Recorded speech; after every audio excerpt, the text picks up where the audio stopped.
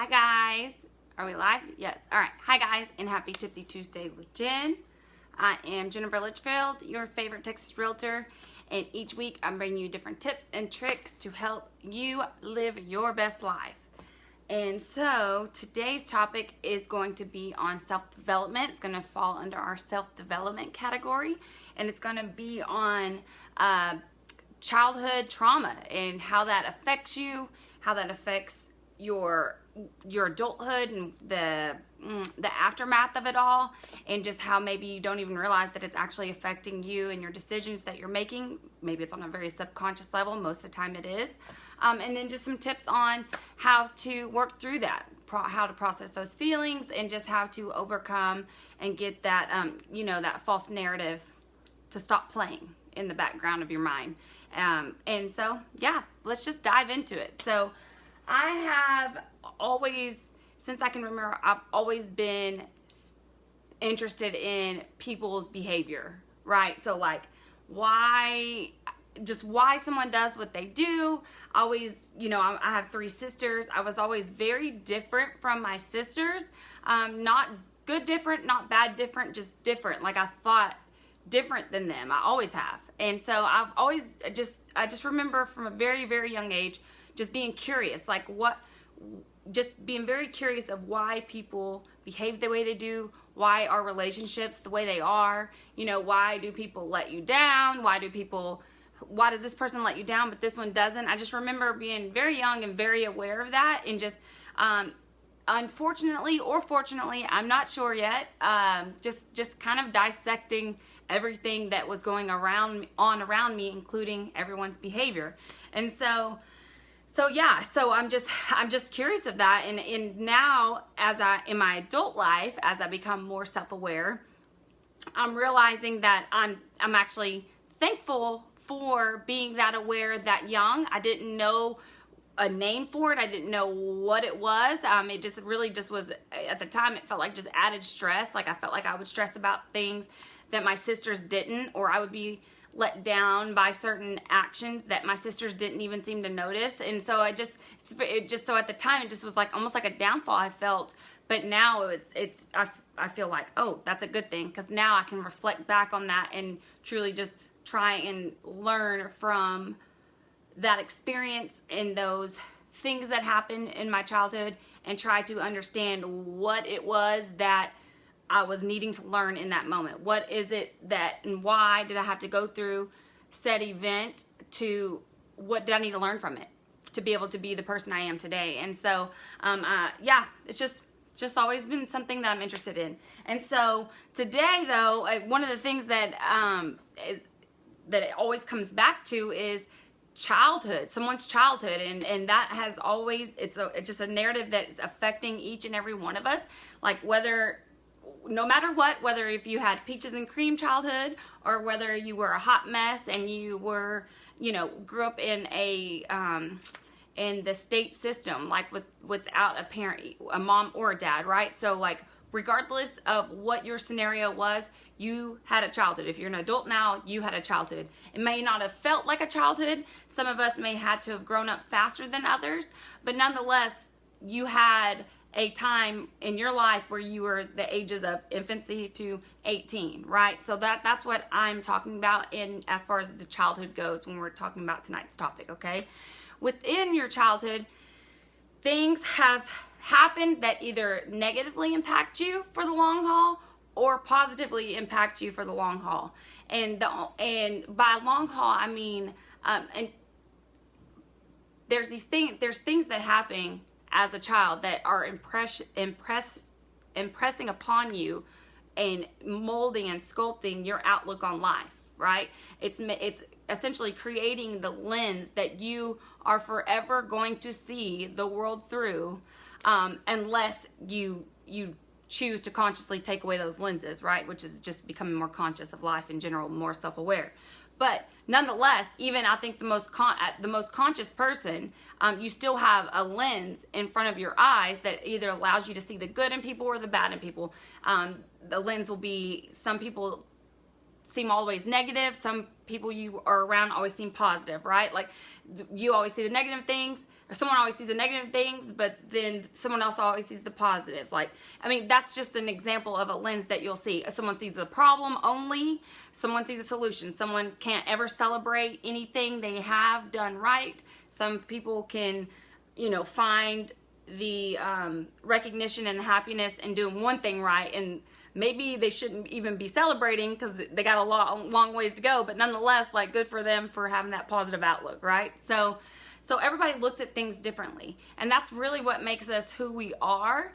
And so as we go along in life and as an adult, the things that shape your mindset and your perspective and how you, the narrative that you're constantly going to be having running in the back of your head for the rest of your life, it affects you. It affects you big time. So it can affect your self-worth. It can affect your self-confidence. It can affect the way you present yourself to people later on. So that means that can affect your getting a job, if you're employable or not. That'll affect the type of husband that you choose, the type of wife that you choose, the type of relationships that you're willing to put up with, right? Like it really just shapes your entire freaking being, if you will. So because of that, it's just so important to understand how and what and why, what things from your childhood are affecting you in a positive way and what things from your childhood are affecting you in a negative way. Meaning, what are some of the things that you need to deal with and heal from? What's some past traumas and past experiences and past situations? What has happened in your past that you possibly need to still deal with today? And first, let's go over, before we go through that, and I'll be able to tell you when you'll be able to start recognizing, hey, if something popped up that might be something from your childhood that you need to heal from. Let's go over what types of childhood abuse, childhood trauma that you may have experienced, or maybe someone, and as we go through this conversation, keep in mind, I'm not, by no means am I saying that I've gone through all of this, and by no means am I saying that I had a terrible childhood. I had a great childhood. I love my childhood. It wasn't as traditional as most people because I did grow up in a divorced home. My mom did work a lot. I mean, I did have a different type of experience growing up, but nonetheless, like, I had a great childhood. But that doesn't mean, but because of that was my perception was a good childhood, that's the story that I told myself my whole life, and then come to find out, as I become more self-aware, there are some of these things that I did go through that I didn't realize. That I didn't label as these things. So there are things that did affect me under these categories that I just didn't either want to admit because I didn't want to offend my mom, right? That's who raised me. Or I just didn't want it. I felt like it was a sign of weakness in the past, and now I'm realizing it's not a weakness. It's in fact giving you more power, standing in your own power by realizing if there is any past trauma, past situations that you need to heal from. That's actually going to make you a more powerful person. So these are the type of abuses or neglect that you as a child or someone you know, or maybe an employee of yours, an employer of yours. These are just these are the things that 1 out of 5 people have had to deal with in their life. And so just keep that in mind. So if you haven't gone through any of this, then keep in mind that chances are someone around you has, and hopefully this will help you grow your empathy for that person and help you to not be as quick to judge them, or help you to, if you didn't go through these, that means that you have a better self-image, a higher self-worth, which is everything in life. That's everything. So therefore, you need to give them some grace. That means you have the capacity to give them some grace because you weren't sexually abused. You have the capacity and the know better to give them some grace because, you know, your dad didn't beat the shit out of you growing up to the fact that you can't breathe, right? Like, so just keep this in mind. So if you yourself didn't go through these, this is going to make you a better person by understanding that a lot of people have, okay? It's going to give you empathy, and that's important. As a business owner, as a person, just as a human freaking being, okay? All right, so physical abuse. So this is going to be like kicking, punching, choking. What am I doing? Here, why can I not? There we go. So physical is going to be kicking, punching, anything pushing you down. This could be even throwing things. That's going to be physical. Sexual abuse is going to be being touched by anyone or having them asking you to touch them. So my mom, she is a therapist for the state of Texas, and she didn't break HIPAA, but she said that I would be amazed, because we talk about these conversations. She said it is so sad and just astonishing, just so sad, so profoundly overwhelming how many people in a group setting, and their ages from like 19 to 65, some of these people, that 9 out of 10 of them had been sexually abused as a child by the age of 5. 9 out of 10 people in these group meetings that she's having, group sessions that she's having, and there'll be like 30 or 40 people there, y'all. Like that was mind blowing to me when she told me that. Like 9 out of 10 people had been sexually abused by the age of 5. Like, holy crap. Like, this is happening way more than people want to give credit to. And, you know, it's just so important that we realize that, and that you become comfortable and be comfortable enough with your kids to ask them the questions, ask them the tough questions. Like, and when I mean the tough questions, you can't keep this stuff vague, because again, if this has happened, most of the time, by the way, it happens by the age of 5 if someone's been sexually abused. Then they don't have the communication skills like me as a 32-year-old, right? That to tell you, oh yeah, you know, grandpa made me touch his penis. I know that's vulgar, but I'm just saying, like, so you need to tell them, first of all, let's be scientifically, I messed that up, but I don't care, scientifically correct. I'm so guilty of calling your vagina, it's so weird for me to say a no-no, like it was always a no-no when I was growing up, so I call it a no-no. I've always told Riley it's a no-no, but so I'm so guilty of that. But now recently, after reading all these books and hearing all these studies, that I purposely have used the word vagina now and penis, and it's so important that you become comfortable enough to talk to your kids about this. I will flat out ask her, hey, did XYZ, and I'll call out names, and these are people that I don't suspect did. I wouldn't even have them around them, right? But I wouldn't even have them around them if I did suspect this, but I don't care, because here's what we also have to realize as parents, as aunts and uncles, because sometimes it's the aunt's boyfriend, right? Sometimes it's the grandma's new boyfriend, and she's 55, and then she has a 60-year-old older guy that you would never suspect to touch your daughter, and then he is, right? So like, it's someone you will never suspect to do it. So I will flat out say, hey, has Papa Frank touched your vagina? No. Has Papa Frank made you touch his penis? No. Has Uncle Tony made you touch has he touched your vagina? No. Has Uncle Tony made you touch his penis? No. And look, again, like, these are people that I love, and they would never, I don't suspect them to do that, but again, I don't care. And if they watch this, they won't be offended by that, because they know how much I love my daughters and how much I love Riley. And my intent is not to make my daughter feel bad or ill will toward them, or to think of them negatively. It's straight up for her to be able to understand clearly what I'm asking of her, and who is not allowed to touch your no-no, and who is not allowed to ask you to touch theirs, which is nobody, right? I mean, if you ask her dad, that's not allowed to happen until she's like 35. So there's that. Okay, so sexual abuse. Emotional abuse. So this is going to be, this is different from physical, because it's not a physical punch to the face, but this is going to be more like a physical punch to the heart, to the ego, to the self-worth. So this is going to be like, you're stupid, you're fat, you're ugly, you're not good enough.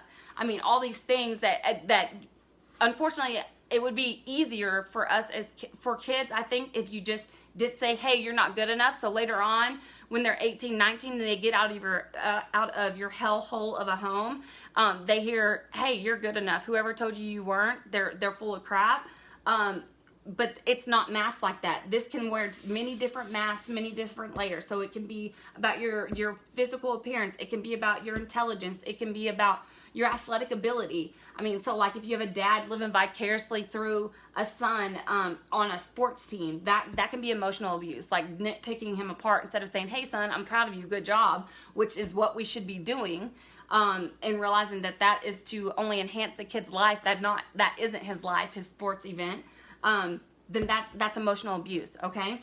And this, again, this can come in the form of, a lot of times this will be in the form of manipulation. So this will be like, and as an adult, this could be such as you have a sibling and say your mom is narcissistic and she thrives off of drama, and so there's a story that she says, it's like a lie she tells about your brother, and then so that makes you not like your brother, and then your mom tells your brother a story about you, so that's a lie.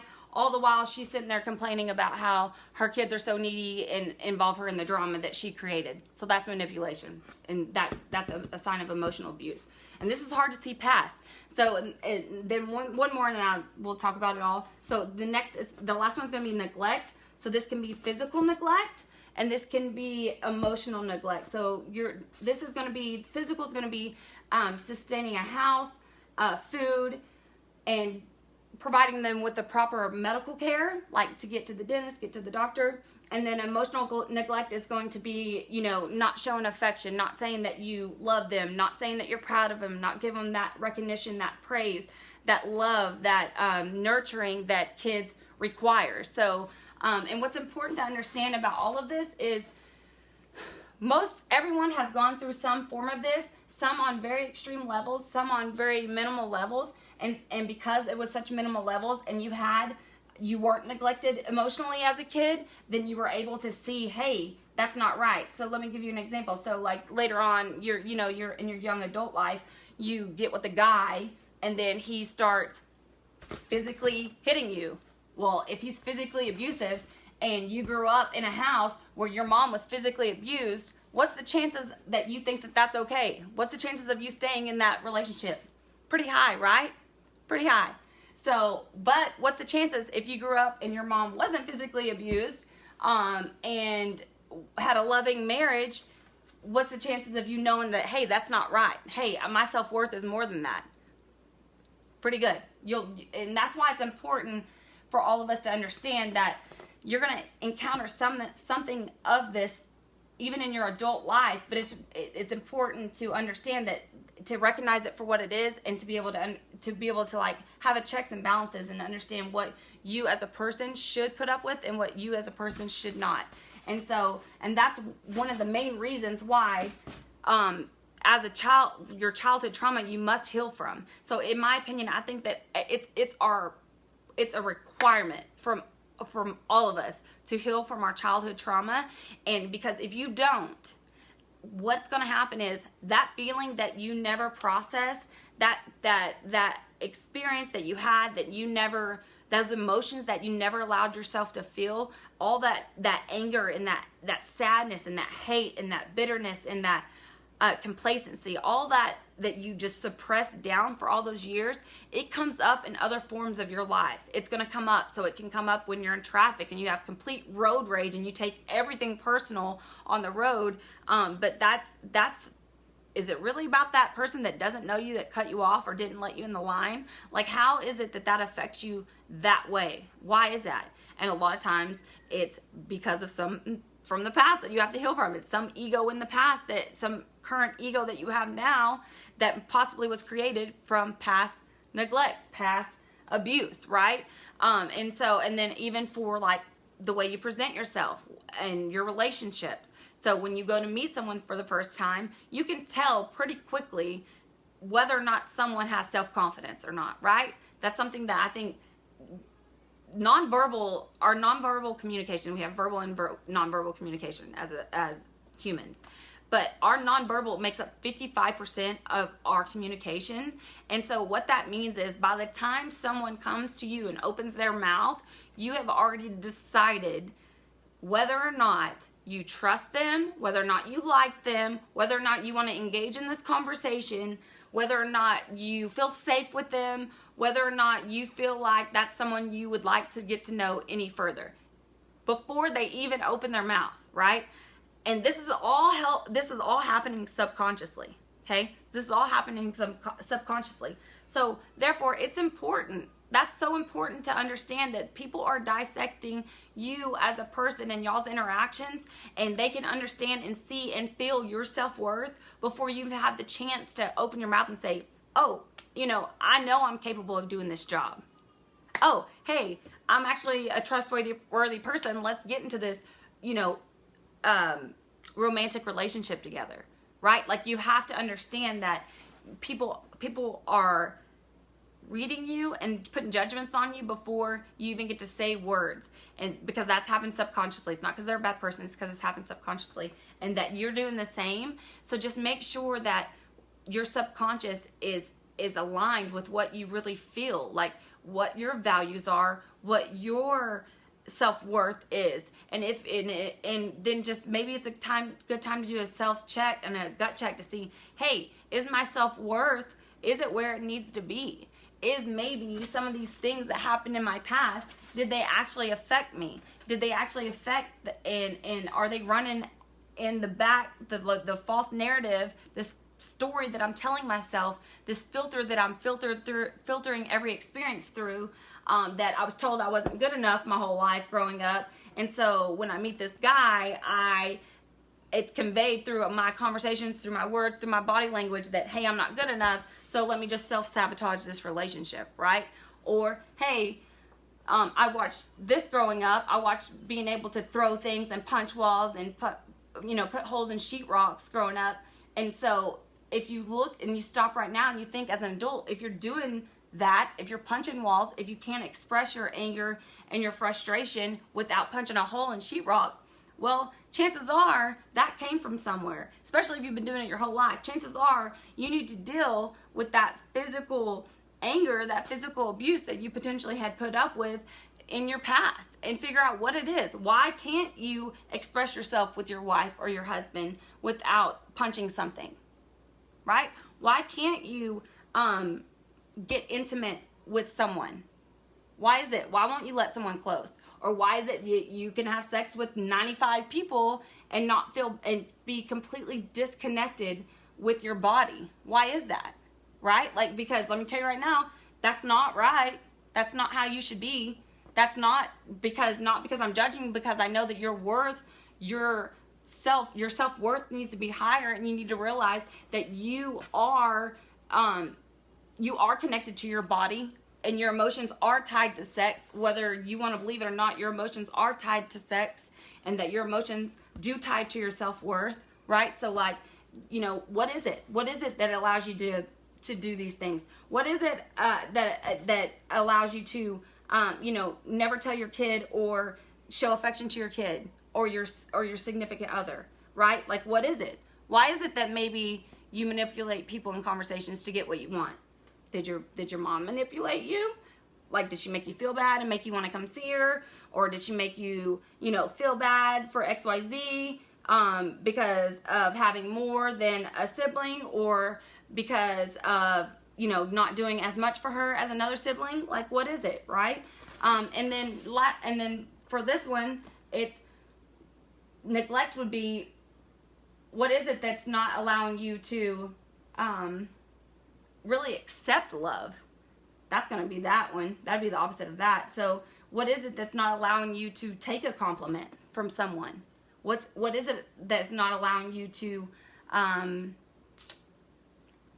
would be getting close, but forming lasting relationships with someone that maybe you hug awkwardly. What is it? Why is your private space, why is your personal space so private? What is it? Like, did you not learn how to hug as a kid? Were you not hugged as a kid? What is it? And I know this may sound funny to y'all, like, especially if you have a mom and a dad that have been married for years. Some of this may sound funny to y'all. Some of this might hit home with y'all. Like, I know especially this one's, I mean, y'all, I personally have never been sexually abused, but the amount of family and friends that have told me and opened up to me about this, it breaks my freaking heart.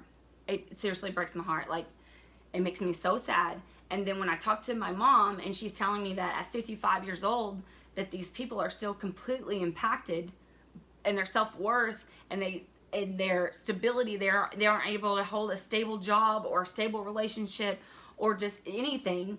And then that the thing that they most have in common is the fact that they were sexually abused as a young child. Like, that freaking breaks my heart, man. That really breaks my heart. And unfortunately, if you're an adult, you can't There's nobody there to protect you from this already. And even if you do have people in place that would have protected you from that and it happened anyways, that's horrible. But what we all have to realize is these things and the things that we've gone through are not us now. They are not required. You are not required to act like your dad. You are not required to be okay with sexual abuse. You are not required to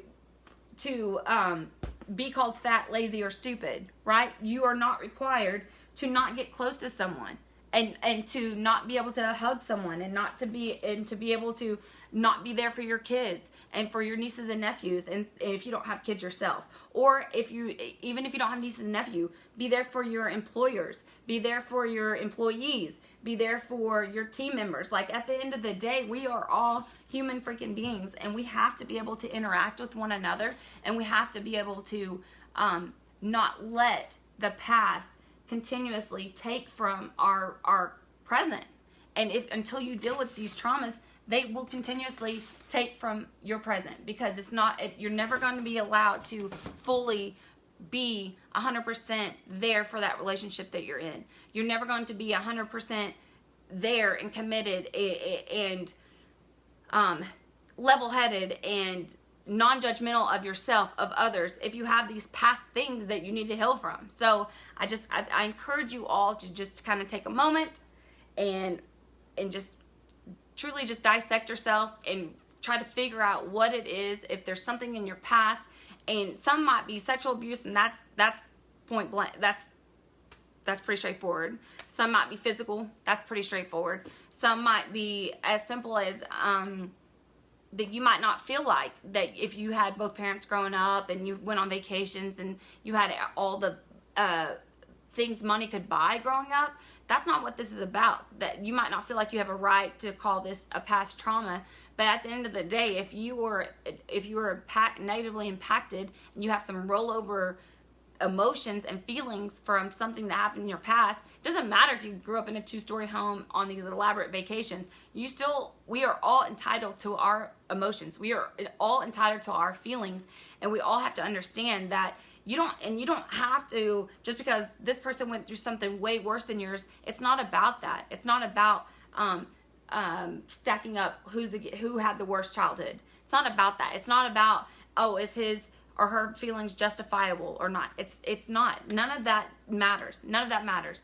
And until you get real with yourself and really, really truly realize, hey, that did impact me. Like, I'll give you an example. I'm like, my mom was such a badass growing up. She raised me by herself that I was not even impacted by not having a dad around.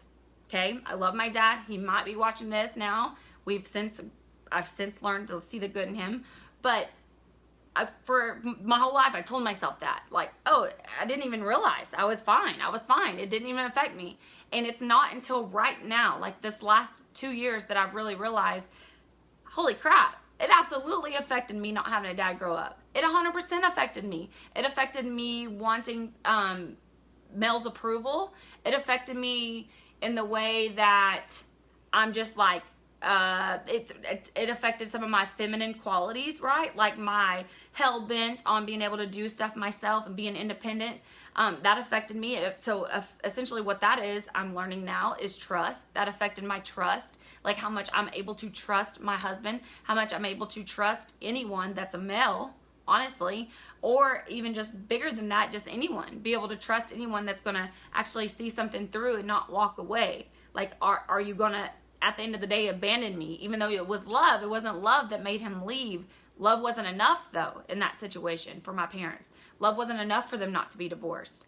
And so I'm realizing that now. So that's my own personal example. And at first, I didn't even think that was an issue. It wasn't until like the last, like I said, 2 years, I realized that was an issue. And it wasn't really until the last couple of months that I realized that issue wasn't about me not being a priority or abandonment. It was really just truly was trust. Like, that's the underlying issue, is trust. Like, how much I can truly trust my husband. Like, I have to realize and heal from the lack of trust that was instilled in me from my dad.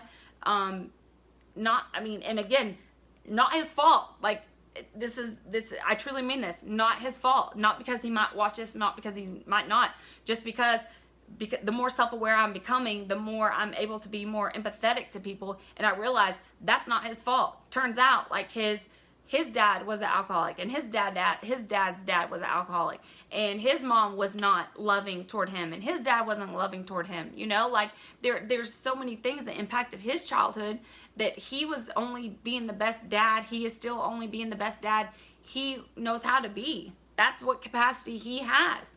That he's loving me as best as he could, right? He loved me and stayed married to my mom as long as he could. But then my mom just felt that wasn't a fit environment for her kids, and she had to walk away. And that's okay. That's okay on all accounts. That's okay for my mom for staying that long. That's how much capacity she had and how much self-worth she had. And that's okay for my dad, because it truly wasn't his fault. And this isn't about not taking ownership. It's about taking ownership, right? Like, I'm not giving him an excuse. I'm not giving you, or I'm not saying don't take ownership and responsibility, and there's not accountability in this when you go through this childhood trauma healing experience. And should you have the courage to take that on.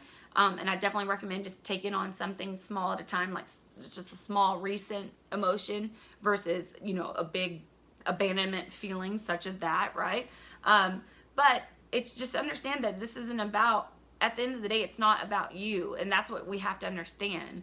That's what we have to know, that at the end of the day, these were adults in our life, and they made the decisions that they made, and you were a child. You were a child. I don't care. Don't tell me, I was a difficult child. That's why he beat the shit out of me until I couldn't breathe. No, that wasn't your fault. That was a decision he made. Should you have been disciplined? Sure. Should you have made different decisions? Sure.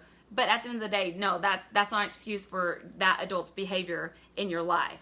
That's not an excuse for them not wanting to, because you're not good at sports, them not wanting to connect with you because they didn't have anything else in common. That's not an excuse. That's a cop-out.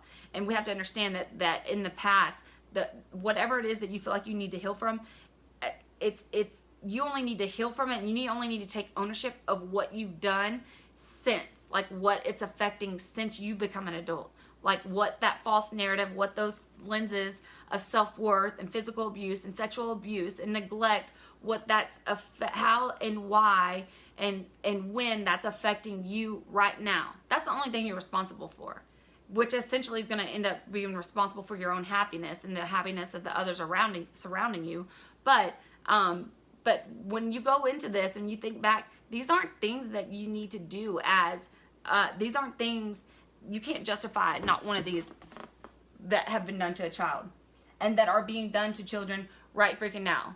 And I think that if we all had the courage to deal with our own crap, then it's going to allow us to not push that off on the next generation, which is happening.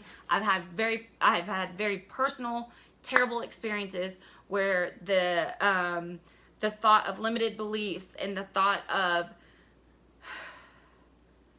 division and the thought of just hate what is just being completely communicated and pounded into young people's heads and minds. It's imprinting and making a lasting impression on them forever, that I just see now. I can see these things that these young kids will absolutely either be negatively impacted by for the rest of their life, or they will have to heal from one day. I can see it. It's just so clear now. And I think that if we all as adults, this is why we must all do this, have the courage to do this, is if we can take ownership and have the courage to heal from our past childhood traumas, then that is going to allow us not to push our BS off on our kids, which is going to allow them not to push their BS off onto their kids and their kids and their kids and their kids, right? So like it will allow us to break this cycle of freaking limited belief, of low self-worth, of low self-image, of not being good enough, of thinking sexual abuse is okay, of thinking that because you wore a short skirt, that's why your granddad touched you that way. No, BS.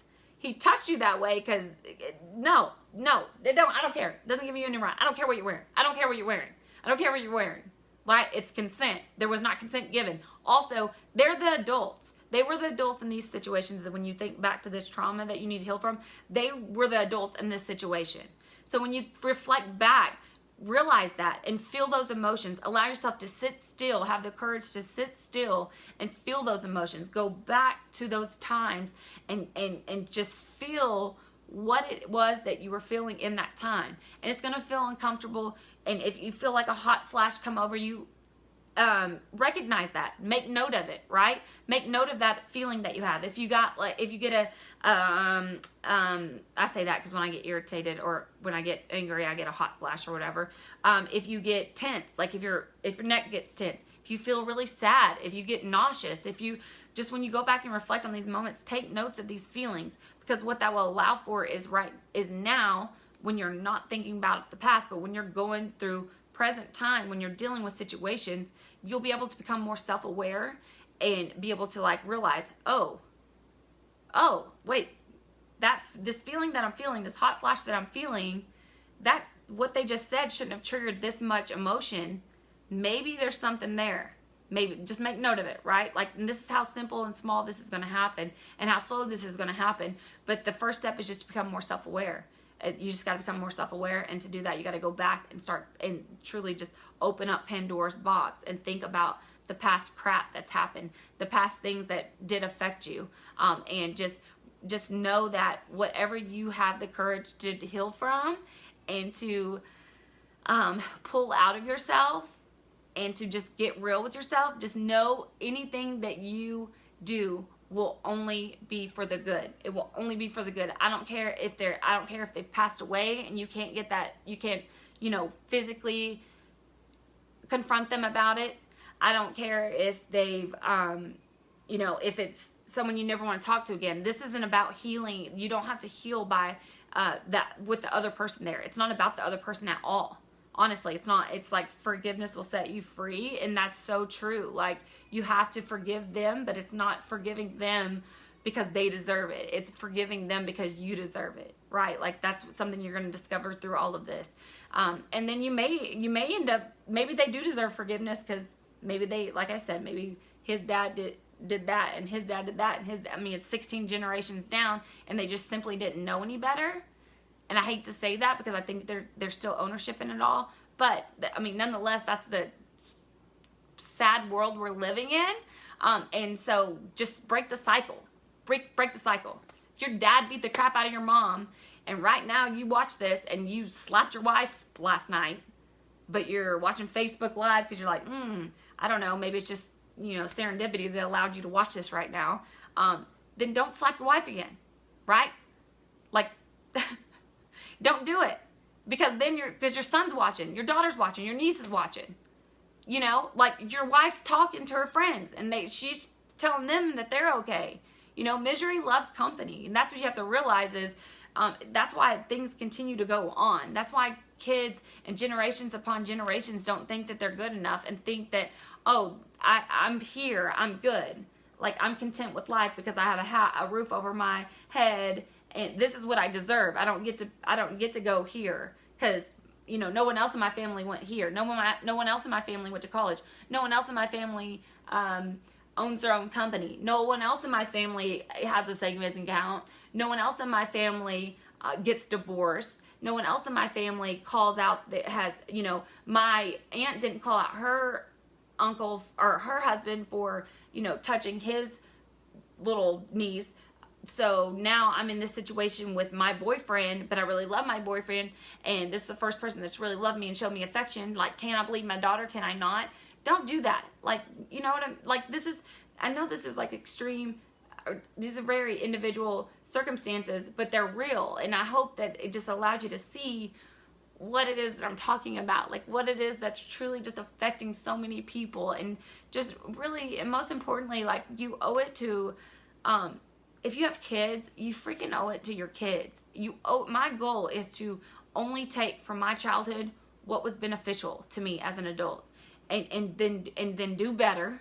And then as far as why I'm becoming I'm just hell-bent on becoming self-aware as I have the capacity to become, is because I do not want my childhood, the negative things from my childhood, to affect my daughters. I don't want that. I refuse to. Honestly, I refuse to, because it's not fair. It's not fair to push that anxiety off onto them. It's not fair to push scarcity mentality off on them. You know, it's not fair to push limited belief off on them. It's not fair to push not being able to be close and affectionate. There's all these things. Anything that you wish were different in your childhood, do it differently for your kids. Do it differently for your kids.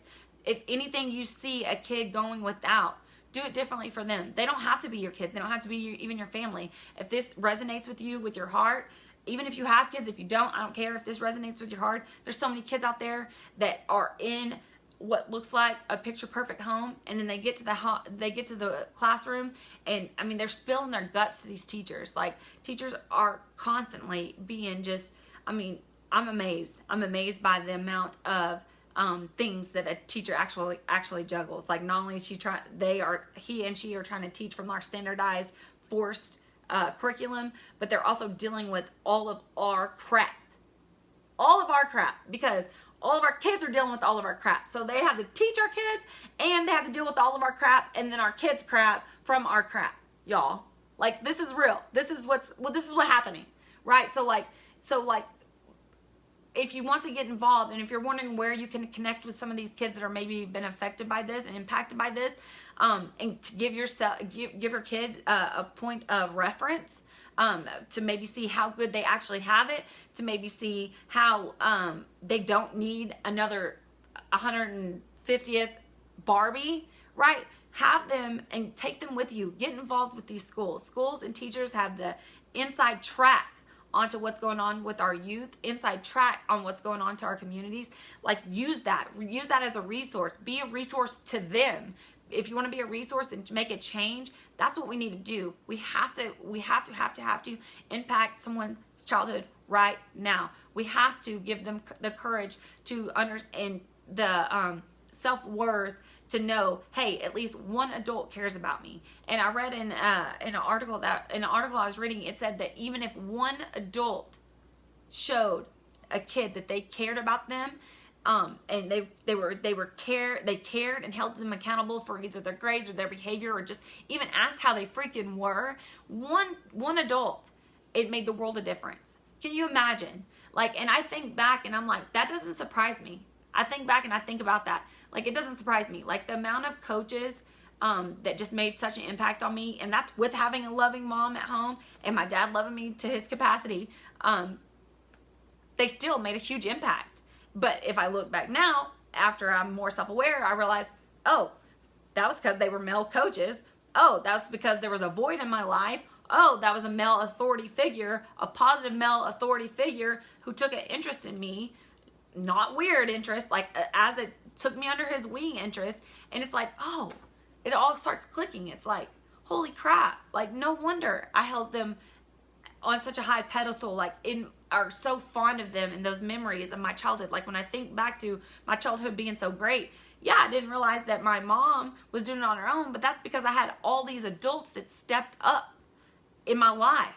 All these dads of my best friends that stepped up in my life and took me to tournaments while my mom was working 13 jobs, you know, and, said, hey, Pierce, quit doing stupid things. Like, it set me straight, you know, that did hold me accountable, that did take me to my mom's work when I skipped school. You know, like, there was adults and like this community around me that kept me from that emotional neglect, if you will, from a parent not being there, that abandonment from a parent not being there, that they allowed me not to be negatively impacted by that, because they loved me and took an interest and cared enough.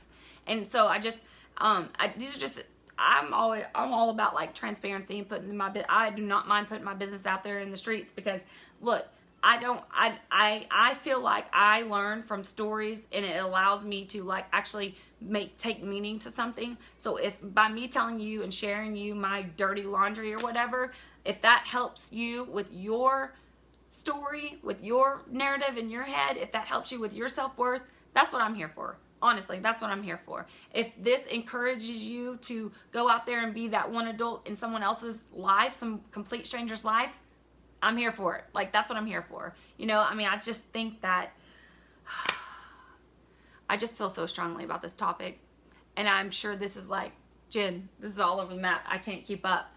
It's really not. It's not. It's just about like, feel your feelings that you need to feel so that they don't get pushed off and don't negatively impact the people around you. So they don't keep you from forming positive, loving relationships. So they don't keep your kids from forming positive, loving relationships. So it doesn't keep you from your childhood thoughts and feelings that you still need to feel, that they don't keep you from being the best person you can be, like from being truly happy, right? Like it's amazing. And what's so great about this, and what I've learned from my own personal experience, is when you start to actually heal from past trauma, it's so amazing. Like it's not like it's something that you just have to continuously feel and feel and feel. No, like once you actually isolate a situation, think back to that time, get silent, get quiet, which is why a lot of people don't ever heal from past traumas, because they don't have the courage to be silent, to be still. It's scary. Your thoughts are scary. Your alone thoughts are scary. It's scary to be alone. I promise. It's effed up a little bit. I'll be honest, like, because it's like, oh, like, dang, maybe I'm not as high and mighty as I maybe make myself out to be on social media. Maybe I don't have it all together as I portray. Maybe I do have some past crap in there that's embedded in there, right? So like, that's why a lot of people don't ever heal from it. But if you just get quiet and silent and you isolate an incident and you feel that feeling, once you feel it and recognize it and allow it to be felt, it freaking goes away. Y'all, it goes away. And then your body has the room for more positive energy, for more positive, to be more inspired, to be more intuitive, to be more trusting, to be more loving, for more, just for more positive things in your life, emotions, material things, if that's what you're trying to manifest. I mean, whatever it is, like it's going to free up that space. When you get out these negative feelings, it's going to free up that space and allow you just to move forward. Your childhood crap will no longer hold you back. And then your childhood crap will no longer hold your kids back. And then your childhood crap holding your kids' childhood back is gonna then return into guilt, so you can let that go too. It's like compact on compact. It's like crap on top of crap on top of crap and top of crap. And it's like all of a sudden nobody feels like they're worth anything. They're getting, they don't feel like they're worth respect. They don't feel like they're worth that job title, that anything. And so it's like, it's just, y'all, Lord Jesus, help me. Okay, I hope this has helped someone go out there. I think I've seen, hi Rachel, hi everyone. I really like the thought of growing empathy. Thank you, Jen. You're welcome, Aunt Lori. Hi, I love you, long time. Yes, I think you must grow empathy, and I think that a lot of people that are so hard and so angry and so bitter, that's a layer of protection. Like that's all that is. It's a layer of protection. Like if I think back to like, oh, I didn't need him. Well, no, I did. Like once I let that go, that thought of that ego go, and that I'm a badass go. I don't know what else. I don't know how else to like. And that's the thing too. Like it's hard sometimes to communicate the emotions that you've suppressed for so long. I hope that makes sense to you guys, but like it's hard. It's hard. So it's gonna be hard. It's gonna be confusing. It's gonna be work. Like they say, put in the work to overcome these things. It's true. It is work because it's hard. You worked so long. I've worked 32 years to suppress said emotion, said feeling, said holdback, said thought, said lens. I've put and said identity. Honestly, it's like it's like an identity. It's a part of yourself that you have to let go some of these things. And it's just because it's a negative thing doesn't mean that you're not attached to it. Doesn't mean that your identity is not attached to it. Like it's crazy I mean, there's statistics where you hear all the time where someone's in a physically abusive relationship, but they time and time again they stay or they leave, but they come back, and it's because they know that it's crazy. They'd rather be in this negative environment because it's normal and it's familiar than go out here to the unknown. Because so it's like the physical abuse. They're like, well, it can't get any worse than this, and I know I survived that, so I'd rather know this and how bad it is, even though it's a bad thing, than go out here to the unknown, because the unknown's scary, right? But isn't that mind-blowing, and isn't that so sad that it's scarier to go to something that's unknown? It's better in some people's mind to go and to stay in a physically abusive relationship where they're like close to losing their life. Sometimes they actually do, because it gets pushed further than just to go out there and just try, right? To go out there and just experience something new, to feel a new feeling.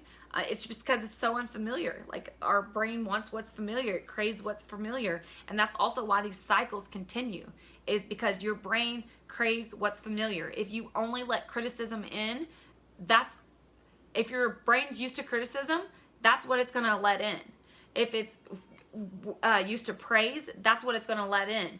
And that's what us as parents and us as employers and employees, that's what we have to understand as humans. We have to understand that if there's these people that they're only being talked to negative, and then you give them a compliment and they don't let it in, that's not because they weren't listening to you.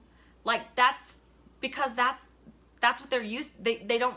It's almost like their brain doesn't trust you. It doesn't let it in. It's like, she can't be serious. She really doesn't mean I'm beautiful, because someone's getting told they're fat all day, every day at home. Like, and that was allowed because as a kid, people made oinking noises while they ate. You know, like, you see where it's like, so when I say, oh, dang girl, you're looking good, she's like, are you serious? Like, it almost embarrasses them, because they're like, oh, she's lying. They don't trust the compliment. They don't trust the good. All they know is the bad, so they don't trust the good. And you also only give what you get. So if you only let in the bad, that means you're only getting bad. That means you only have the capacity to give the bad. Do you see? Do you see where empathy is so important? You have to understand that these people that are just, they seem just so unlovable. That's not true. I don't know. That's just not true. And all these kids that just get brushed aside, that's not true. Like, they are lovable. Like, they are lovable. They just have to be shown that. Like, that's our job as adults to show them that. It's our job as parents to show them that. It's our job as parents to show your kids as friends that you can sense maybe isn't getting that love at home. Go on and give them some extra love. Let them stay the night on a school night. You know, like, there's nothing in the rule books of life that doesn't exist that says that this love has to only come from this person. Biologically, it can only come from this mom, the dad. That's not true. Like, let's just take ownership, and let's take it upon ourselves. Let's take this as a responsibility. Like, people's childhood, let's take it as, we all need to take it on as our own personal responsibility to make sure these kids are getting the love that they need, right? Like, seriously, the love, recognition, and respect that they need. Let's just band together, like, team on one break. Like, let's just band together and make sure that the youth for right now, today, feels loved. And I'm talking like the 16, 17, 18. I'm talking about those tough ones that have been kids pretty much since they're 6, because that their life required them to be street smart and become adults way too fast. They know way more about finances than they ever should. They know way more about abuse than they ever should. They know way more about incarceration than they ever should, right? They know way more about mental illness than they ever should, substance abuse than they ever should. And that's the thing that we all have to keep in mind. Just forms of abuse and household dysfunctions some people paint a pretty dang picture. Some people have all the family pictures taken. Some people go on the vacations. Some people have matching polo shirts. They have, they from the outside, the nice fancy house, a nice fancy car. They're on the select team. They're on the cheerleading team. They're on the football team. They have a full, they have the money for college. So like on the outside looking in, they look great. It looks awesome. It's like they don't have a worry in the world. But on the inside, their mom's dealing with mental illness. Like she's depressed. She won't get out of bed without taking pills. Their dad's substance abuse, like addicted to alcohol or pills himself, or maybe both. Or maybe they're fighting so much behind closed doors that their negative vibrations are just being constantly penetrated into these kids, right? Like even if they don't fight, like there's some parents that don't fight and they stay married because they think that's the right thing, and they don't fight in front of the kids. Like y'all are fooling yourself if you think that your kids cannot feel the tension and the anxiety in your household. You're fooling yourself. You are fooling yourself. So you need to either A, go and seek professional help and start working through your crap, have your significant other work through their crap, y'all work through y'all's crap together and come to a better place, or call it a day. That's my opinion on it. Like if you think these kids can't pick up on your emotions, you're wrong. If you think they can't tell just because y'all aren't fighting in front of them, you're wrong. If you think that as a woman they can't hear your husband disrespecting you, you're wrong. If you think as a man they don't see you treating your spouse, your wife a certain way, if you don't think your daughters are watching that, you're wrong. I'm telling you, you're wrong. It crosses all genders. If you don't have kids and you don't think that you are impacting your secretary's self-worth, the way you speak to her, whether or not you treat her as a human being, you're wrong. Okay? This is never ending, y'all. Like, this is never ending. It's just, you got to realize we all have been through our own stuff, and we're all coming and trying to communicate and work in these jobs and go to these stores and grocery stores and the nail shops and the banks and play on these sports teams. It's like all these crazy backgrounds, and they come together, and so when they don't just perfectly mesh well, there's a reason for it. It's not because it's a bad person. It's a reason for it. And the best way to stop, instead of it stopping right here and you're like, I'm not going to associate with that person, instead of stopping right here and allowing the division to continue in this country, and allow the division to continue in your own household, and then allow the division to continue in your own family, to stop that, you've got to have some empathy. See and choose to see where someone's coming from, and just give them some grace. Like, give each other grace, give each other some understanding, do some healing on your own, and just see how your personal relationships are going to improve, your self-worth is going to improve, your kids' self-worth is going to improve. Every person you come in contact with, their life is going to be better off because you doing this. I mean, man, it's endless. It's freaking endless. It's endless. That's it. It's endless. So go out there. If you want any of there's a worksheet that it allows you to work through. It's like a kind of a guided way of working through something of the past on your own. Like, you don't have to see, it's not professional help. So if you want that worksheet, I'm happy to send it to you. It's a link. No, you know what? This is very personal. Let me say this. I'm going to post that below. I'll post that below. Nobody's going to be able to tell if you click on it and print it off and do it, or you can tell the whole world that you clicked on it and printed it off and did it. I don't care. Like, not everybody is forthcoming with their crap as I am. So that's okay. So I'm going to post that below. If any of you have had to read or hear this video and you want to talk to me on a personal level about something you've gone through, look, I'm non-judgmental. I've heard it and seen it all. I do coaching, so I've heard and seen it all. I am a vault, so I will not speak your secrets to anyone. So if you need an ear to hear you out, I'm not going to tell you to like leave your freaking husband tonight. I'm not going to tell you to whatever. I'm not going to make these life decisions for you. I'm just saying, if you need an ear, just someone to hear your feelings, to help you feel these feelings, I'm here. I'm here to do that. Just message me. Let's set up a time to chat, or just message me, get it out. And again, that's just the beauty of it all. Like, once you let it out, let the feeling, if you recognize and respect the feeling and let it be felt, it's freaking gone. It's gone. It's gone. It's like, it's so gone. It's like all that clutter that you get that's holding you back in your house, which I have so much crap I need to give away still. It's like, once you finally give it away, it can't come back. Like, sure, you can rebuy another version of it, but that particular item that you've been staring at for a year, that item's gone. Once you give it away, it's gone. And man, it feels good. And these emotions are no different. So, just one more thing, and I'll let you go, and I love you. Oh my God. I could talk about this for 14 days. One more thing. Your kids have to be able to learn the skill set to process emotions. To do that, you have to respect and allow them to have emotions. So I think to, even I'm guilty of it, but like Riley gets hurt, or she falls down and gets hurt, or her emotions got hurt, her feelings got hurt at school, and I'm like, oh, you're right, don't worry about it.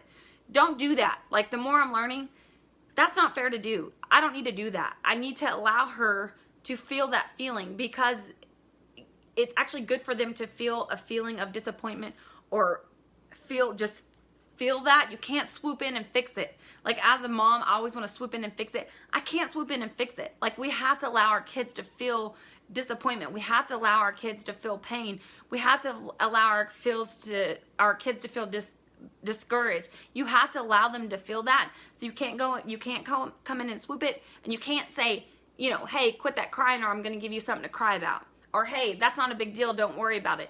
Well, what you're telling them in that moment, and depending on how many times you do it and the significance of what they're feeling in that moment, right, is how impactful it will be. But what you're essentially telling them is that their feelings aren't valid, and that they aren't, there's no reason to process the feeling. It's almost like the feeling is not real. Like, your feeling of disappointment isn't real. That's not true. Or your feeling of your feelings being hurt isn't real. That's not true. So as parents, we need to be able to allow our kids to feel those feelings, learn how to process those feelings, and just try to do that. Like, I gotta be more conscious and be of that as well. Like, hey, Riley, it's okay, don't worry. Just keep that in mind too as you go along. Or if you're babysitting your niece and nephews, keep that in mind too. Like, if they fall down and get hurt, even if they're a boy, especially if they're a boy, like, the freaking dude. No wonder our husbands and boyfriends and they can't deal with disappointment, and they're having other outlets such as alcohol or substance abuse, or hell, whatever it is, or pornography, or that, if you think about it, that's an outlet, because they don't know how to deal with those emotions of disappointment. They don't know how to deal with, they weren't allowed to, like, the guys in our society, just, it's kind of unfair sometimes. Like, they're not allowed to feel anything. They have to be strong at all times. Well, hell, like, that's impossible. That's impossible. So, like, for the boys, the young men out there, allow them to cry. If they fall down and get hurt, don't say, be a man. What kind of crap is that? Like, be a man. They just cut off their finger, and it's like, be a man, don't cry. What the hell? Like, that's an extreme example. I'm just saying, like, just keep that in mind too. Like, for the guys out there, like, the younger generation of men growing up, they're going to be our kids' boyfriends and husbands and the future leaders of the country, like, and communities. Just let them feel their feelings. Like, I hate that. Don't say suck it up and be a man. That's crap. Like, we got to get rid of that, man. Like, you got to allow these men to feel, and that they are more than just their penis and their bank account. Like, their worth that's not it. Their self-worth should not only be how much money they bring into the house and how good they can lay it down. I know that's graphic. I'm just saying that's not okay, let's say reproduce or not. Like, they're more than that. Like, so give them that credit. Allow them to be upset. Allow them to have bad days. Don't make your husband feel like less of a man if he has the balls to cry in front of you. Look, the stereotypes. Like, see, that was my subconscious mind. Like, hey, Jen, you think the same way, but at least I'm trying, I'm trying. So if he has the courage, not the balls, the courage to be emotional in front of you, allow him to be. Don't make him feel less than. Don't make it feel, it's going to be, even if he's never cried in front of you, the first time it's going to be kind of awkward. Try your best in that moment to not let it make him feel awkward. Like, comfort him, love him, freaking love him. And I mean, dang it, man. Like, the emotions are, men are not allowed to feel emotions, and that's crap. That's crap. So let's do better about that too. Let's do better. Let our nieces and our nieces too, but our nephews and our sons, let them cry. So they don't punch walls, right? Jason refused to cry for most of his life. It made me cry because he just couldn't. I literally told him, boys cry, show your emotions. Yes, good for you, Carrie. Hi, Kimberly. You said yes. Yes, good for you. I wonder why. Why? If you, like, did you have that door open his whole childhood?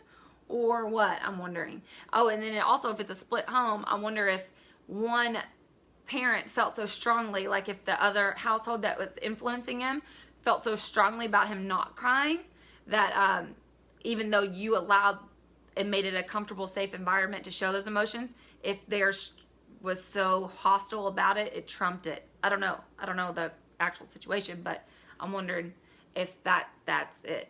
And that's another thing too, like, keep in mind too, like, if you are in a split household, you can't control what's happening at the other house. So just make sure they're getting everything from you, just in case, right? Like, make sure they get everything from you. Love, acceptance, respect, make sure they feel belong, make sure they always know they have a place to belong. I don't care if they're gay, short, fat, tall, straight, black, white, purple, yellow, I don't care. Like, make sure your kids have a safe haven. Make sure they know that they belong and that they're loved and that they're cherished, and that at the end of the day, you care about them and someone has their back, okay? Because that way, when something like this comes along, because something's going to happen, something like this is going to happen to each and every one of us, that we can deal with it appropriately. Like, we know that, hey, my self-worth is there. It's already established. It's there, baby. So, like, I know you can't talk to me like that, or I know you can't touch me like that, or this is my body. You're not giving consent. I have the courage to say no, right? Like, but if she doesn't have any self-worth, maybe she won't. Maybe she'll give in. Maybe she'll cower down. Maybe you become passive aggressive. Maybe you become submissive in all things. Maybe you don't have the courage to speak your opinion. Maybe you don't have the courage to speak your truth. Maybe you don't have the courage to say, hey, that's not right. Or when you see someone else being abused, you don't have the courage then to stand up for them, because why would you stand up for them if you didn't even stand up for yourself? So therefore, fast forward, if you end up having kids, why would you stand up for your kids if your husband's being abusive a-hole to them? Because you never stood up for yourself. So why would you now, right? So do you see how it's like, it starts with you, man. It starts with you. Split household. His dad was the one who fostered the non-emotion. He's 18 now. He knows mama has his back. Cry if you gotta. Yes, Carrie. And, it's like one of those things, like, I'm sure his dad, that's the type of household he grew up in, was non-emotional, unfortunately, So he's just regurgitating what he knew, unfortunately. And that's what we're all going to do. We're all going to just continue to regurgitate what we know, what we've experienced. We're just going to regurgitate our own personal experiences, whether they were good or bad or awful. But unless you choose to become conscious of what you know to be right, unless you reset your own self-worth and your own value system, if you catch on, you got a little inkling in there at any point in time, like, hey, I don't think that's right. I don't think that from my childhood was right. I don't think that negative self-talk, I tell myself I'm stupid, I'm not good enough, I'm fat, or I could never do that, I can't do that. Oh, here you go again, Jennifer. Oh, put my foot in my mouth again. Oh, that's not right. Like, our natural way of being is to be, we are all capable of being our very best. Our purpose is to become as self-aware and to be conscious beings. If you're wondering what your purpose is, it's to be a conscious being, okay? You'll take on the role of maybe being a mom. You'll take on the role of being a dad, role of being a teacher or a doctor or a lawyer or a real estate agent. Like, you'll take on different roles, but that's not who you are. Like your purpose is to be a conscious being and to put out and leave this world better than when you got here. That's your purpose. If you're wondering what your purpose is, I just told you. Your purpose is to be a conscious being and to care about the world and make it a better place before you go, before you peace out. Okay? And to drink wine on Tipsy Tuesdays with Jen. That's your other purpose. All right. Well, oh my God. It's 8:30. I knew it. I knew this was just going to be a ramble fest, and I'm not even sad for it. Here's another little chart that I will post below. I've seen this link. It's the ACE test. So the adverse childhood effect. There's the ACE test, and so like there was a nice little quiz on there that you can take to see just how on their scale how impacted you were by your childhood. But they broke it down to abuse, neglect, and household dysfunction. And I guess I feel like this one really hit home with me because a lot of people can say, oh, they'll think, oh, I didn't have any childhood trauma because I didn't get beat up or I wasn't physically abused, or I didn't get sexually molested. But there's way more things out there that's actually affecting everyone right now. And mental illness is by far top high, super duper importance. Like, we got to talk to our kids about this because the suicide rate is up like something crazy, y'all, like something like 45% over the last 2 years, and that's absolutely sad. A teenage suicide, that's absolutely sad. If you think about it and dissect it, it's no wonder like they're finding their self-worth in likes and shares and views and comments and, you know, the safe haven of going home. Like, if you did get bullied, people tell you all the time, like older people, if you got bullied at home or at school, at least when you got home you were safe, and that's gone away now with the internet. But part of that mental illness is depression. Depression is a mental illness, and we have to be aware of that and be able to recognize that in our kids. Like, there's 10-year-olds, y'all, killing themselves. There's 10-year-olds, 11-year-olds having sex with multiple guys. But why is that? Why is that? It's because her self-worth isn't there. Why isn't there? Does she have a dad at home?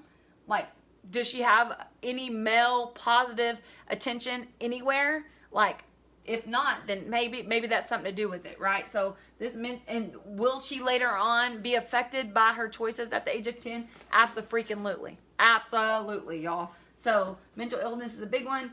Incarcerated relative, that's a big one. If the mother's treated violently, that's in the household dysfunction. So you yourself aren't physically abused, but if you see your mom being physically or mother being treated violently or hostile in any ways, that's under the household dysfunction. Substance abuse, and then divorce, that's under household dysfunction.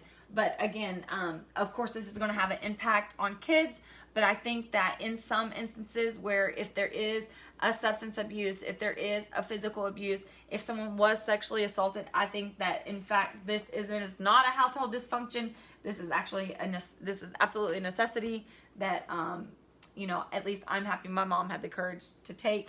That's not a dig at my dad. That's just a compliment to my mom on where she prioritized us as kids and the environment she required us to be in. She required for us to be in a positive, loving environment, and that wasn't the example she wanted for us growing up. And I'm appreciative of that, and that taught me just as much. So like, that's the crazy thing of it all. It's like the extremes of it all, right? Like, I wasn't a priority for my dad because he didn't have the capacity for me to be because of his childhood. But for my mom, she's always chose us as the utmost priority. She's sacrificed anything and everything for us, and still to this day does, And so it's like, I don't know if necessarily her extremes were required, but nonetheless, like that, there was a lesson in that too, and that taught me a lot too, like to work hard and do what's necessary, and to at all times put my kids' best interest in mind. So, but here you go, guys. If any of this has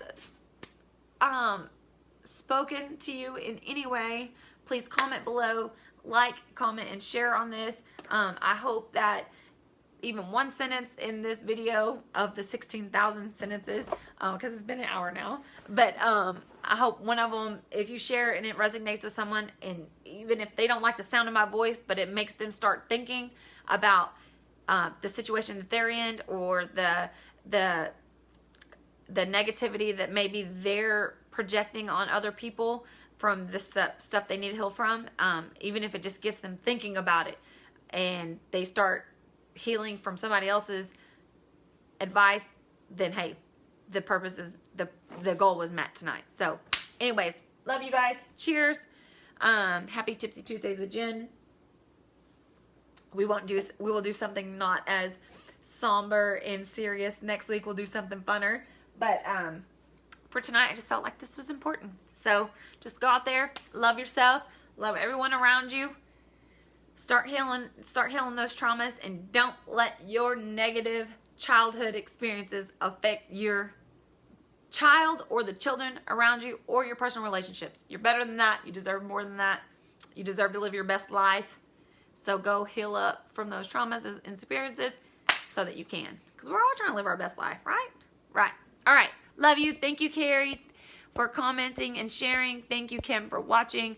Thank you, John and Jessica and Courtney, Lauren, all y'all. Y'all are awesome, awesome, awesome. I love y'all so much. Y'all are so great for all your love and support. And Lori, yeah, all of you. Rachel, we love you long time. Jacob, for watching, thank you. And Frank, hey Jen, wine is all answers. Yes, Frank, wine is all the answers. Hi, John. And yeah, I love y'all. Happy Tipsy Tuesday with Jen. Y'all are awesome. Y'all are awesome. Oh, if you're looking for some fun events, if you're new to Texas or have not ever done this, you got time for date night this weekend, go to the Taste of Addison. It's going to be Friday, Saturday, Sunday. Totally worth it. So fun. So fun. And then there is a wine walk in McKinney at the Adriatica. I actually ran around there. I met with Stephanie, who's the lawyer for the gift for the Tipsy Tuesday from a couple weeks ago. Anyways, I took advantage of going up to her office, and it's so beautiful. It's at the Adriatica in McKinney. So I ran around that pond. If you haven't been there, oh my God, it was awesome. It's so nice around there. It's so peaceful, so much nature, which is awesome in the middle of Collin County, right? And they were setting up the stage for this weekend for the wine walk. So if you're looking for something to do, both of those seem pretty legit. So, all right, guys, bye. I will see you next week. Bye, bye, bye. Camera 1, camera 2, camera 1. Bye.